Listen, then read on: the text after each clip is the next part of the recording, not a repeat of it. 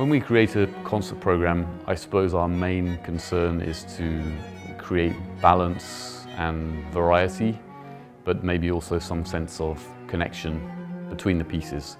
For example, with the program that we're playing here in October, we have two pieces that are quite autobiographical. Janacek's second string quartet, Intimate Letters, which he composed late in his life, was inspired, like many of his pieces, by his love for a woman, Kamila Staslova. And the piece that we finished the program with, Smetana's quartet, From My Life, is a more general autobiographical sketch. It certainly includes the theme of love, but it also deals with his deafness, or the tinnitus in his ear.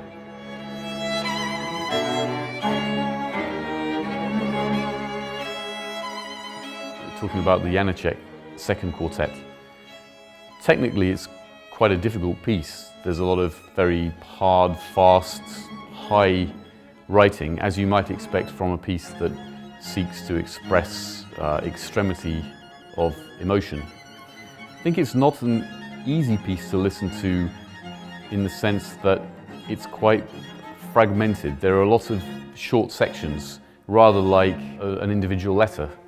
And so the music jumps about between different emotions. It changes very, very quickly. And that can be a bit of a roller coaster ride.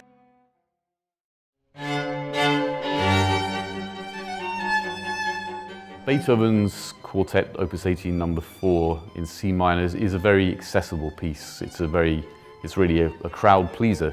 The challenge with Beethoven's early quartets is to try and get the sense of refinement and grace that shows that he comes out of the classical tradition of Mozart and Haydn. So there's a certain stylistic challenge, but at the same time he's breaking boundaries and going in his own direction. So you don't want something that sounds too safe either. So with early Beethoven, you're seeking to get that balance between showing the tradition, the Viennese tradition on the one hand, but also it perhaps every now and again seeming just a little bit dangerous.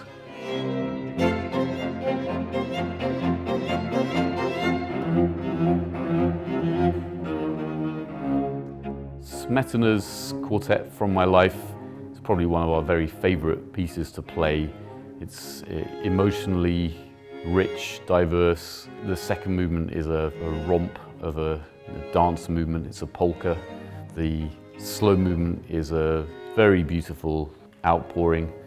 The last movement can be a bit scary for us. It's fast and probably also pays homage to Beethoven in a certain way that each one of us has to play a fast lick on our own and then kind of throw it off to another person. So we all feel a bit exposed in that movement.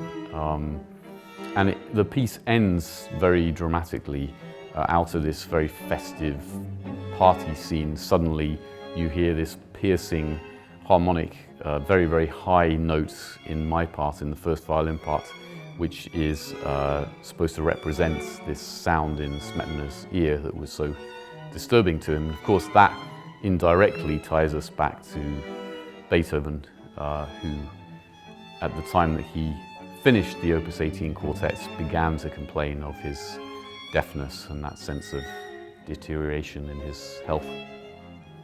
One additional factor with this program is that the following summer in 2014 we will be recording both of the Janacek quartets and the Smetana quartet. So we're the opposite of pop musicians who often go into a studio and record something and then go and tour that CD. We tend to play our pieces in concert a lot until we know them really, really well, and then we go and record them. And much as our recording company might like us then to play them a lot afterwards, we usually need to have a rest and move on to other repertoire.